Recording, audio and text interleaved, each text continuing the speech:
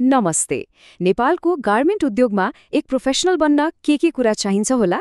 ल, आज हामी यही कुरालाई एकदमै सरल भाषामा बुझ्ने कोसिस गर्नेछौँ। खासमा सरकारले तोकेको गार्मेन्ट फ्याब्रिकेटर लेभल 1 को अफिसियल स्ट्यान्डर्ड के हो त? आउनुहोस्, हेरौँ। हो, यही प्रश्न। नेपालको गार्मेन्ट इन्डस्ट्रीमा एक सर्टिफाइड प्रोफेसनल बन्न साँच्चै के चाहिन्छ त? यो प्रश्नको जवाफ लिने कुनै पनि व्यावसायिक यात्रालाई एउटा बाटो देखाउँछ र आज हामी त्यही बाटोबारे कुरा गर्दैछौँ। ल, सबैभन्दा पहिला त यो एनओएस भनेको के हो त्यो बुझौँ है। एनओएस भन्नुको मतलब राष्ट्रिय व्यावसायिक सिप मानक। यो भनेको सीधा भाषामा सरकारले ल यो काम गर्नलाई यति सिप, यति ज्ञान र यस्तो काम गर्न सक्ने हुनुपर्छ भनेर बनाएको एउटा अफिसियल ब्लुप्रिन्ट हो। मतलब यही हो प्रोफेसनल बन्ने मापदण्ड। आजको हाम्रो छलफलको बाटो यस्तो हुनेछ है। पहिले हामी अफिसियल गार्मेन्ट स्ट्यान्डर्ड्स के हो त्यो हेर्छौँ। त्यसपछि पहिलो सिप सिलाइको तयारी, दोस्रो कपडा एसेम्बल गर्ने र तेस्रो मसिनको सामान्य हेरचाह, अनि लास्टमा एक सर्टिफाइड फ्याब्रिकेटर कसरी बन्ने त्यो पनि हेर्नेछौँ।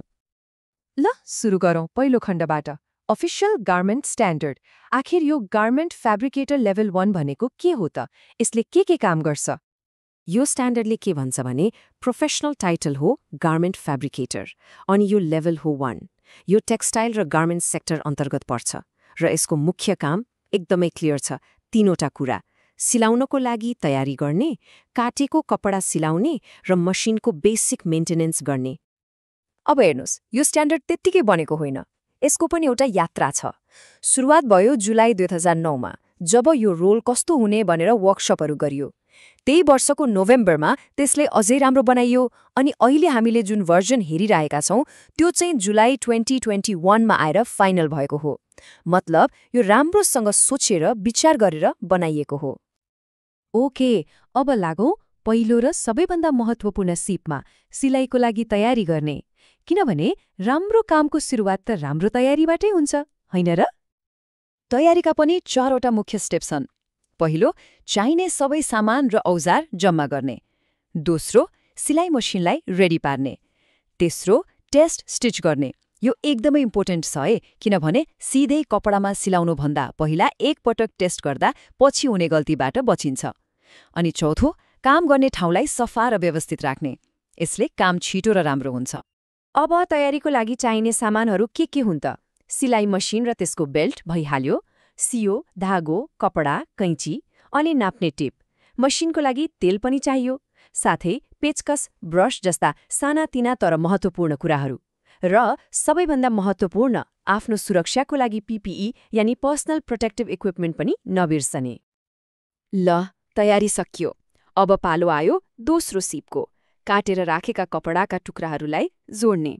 भन्नुको मतलब अब बल्ल कपडालाई आकार दिने काम सुरु हुन्छ। यो नै यो पेशाको मुटु हो। कपडा जोड्ने प्रोसेसमा पनि 5वटा मुख्य स्टेप्स छन्। पहिलो त काटेको टुक्राहरू ठिक छ कि छैन भनेर जाँच्ने। दोस्रो, डिजाइनमा भने अनुसार सिलाउने। तेस्रोमा सबै भागहरूलाई एकअर्कामा जोड्ने।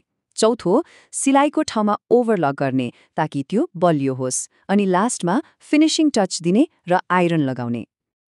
अब कपडा सिलाएर मात्रै भएन, त्यसमा चाहिने अरू कुराहरू पनि जोड्न जान्नुपर्छ। जस्तै फास्टनरहरू, मतलब बटन, हुक वा भेल्क्रो। त्यस्तै लेबल्सहरू पनि, कुन साइज हो भनेर देखाउने साइज लेबल, कसरी धुने भनेर बताउने केयर लेबल, अनि कुन ब्रान्डको हो भनेर देखाउने मेन लेबल। यस्ता कुराहरूले नै कपडालाई कम्प्लिट बनाउँछ। ल, अब तेस्रो र अन्तिम मुख्य सिप, मेसिनको सामान्य हेरचाह र मर्मत। यो एकदमै महत्त्वपूर्ण छ, किनभने एक प्रोफेसनलको लागि आफ्नो औजार नै सबैभन्दा ठूलो सम्पत्ति हो। मेसिन राम्रो चल्यो भने मात्रै त काम राम्रो हुन्छ नि, होइन र? सिलाउँदा सानोतिनो समस्या आइरहन्छ, जस्तै कहिलेकाहीँ मसिनले टाका छोड्छ वा धागो टुट्छ।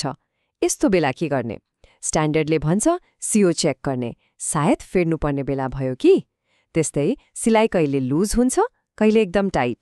यस्तोमा टेन्सन मिलाउनुपर्छ। यो सानोठिनो ज्ञानले काममा धेरै ठूलो फरक पार्छ, समय पनि बचाउँछ। मेसिनलाई चिल्लो र राम्रोसँग चलाउन नियमित तेल हाल्नुपर्छ। खास गरी केही मुख्य ठाउँहरूमा, जस्तै शटलमा, निडल बारमा, प्रेसर फुट बार, क्याम, फ्लाइव्हिल अनि मेसिनको सबै जोड्नीहरूमा। यी ठाउँहरूमा तेल लगाउन छुटाउनै हुँदैन। ल हामीले 3वटा मुख्य सिपहरूबारे त बुझ्यौं, तर अब सबैभन्दा महत्त्वपूर्ण कुरा, यी सिपहरू जानेर मात्र भयो त? यसलाई अफिसियल सर्टिफिकेसनमा कसरी बदल्ने? यसको उत्तर एकदमै सिधा छ। मात्र 3 कुरा। राष्ट्रिय मानक पूरा गर्नका लागि बस यी 3वटा मुख्य सिपहरूमा पुख्त हुनु पर्यो। That's it. सर्टिफिकेसनको लागि ब्लुप्रिन्ट पनि यही हो। 3वटा युनिटमा दक्षता देखाउनुपर्छ। पहिलो, सिलाइको तयारी। दोस्रो, कपडाका टुक्राहरू सिलाउने। र तेस्रो, मसिनको बेसिक मेन्टेनेन्स र रिपेयर। अब परीक्षा कसरी हुन्छ त्यो पनि बुझौं। यहाँ कुनै लेख्ने परीक्षा हुँदैन। यो पुरै प्र्याक्टिकल टेस्ट हो। मतलब काम गरेर देखाउनुपर्छ। यो लगभग 4 देखि 5 घण्टासम्म चल्छ। एकपटकमा 8 देखि 10 जनाको ग्रुप हुन्छ र यसमा भाग लिनलाई चाहिने एउटै कुरा हो, राम्रो शारीरिक स्वास्थ्य। त्यसो भए अन्तिम प्रश्न यही हो, के अब यो मानक पूरा गरेर एक प्रोफेसनल करियर बनाउन तयार हुने बेला भयो त? सायद यही प्रश्नको जवाफले नै व्यावसायिक यात्राको ढोका खोल्न सक्छ।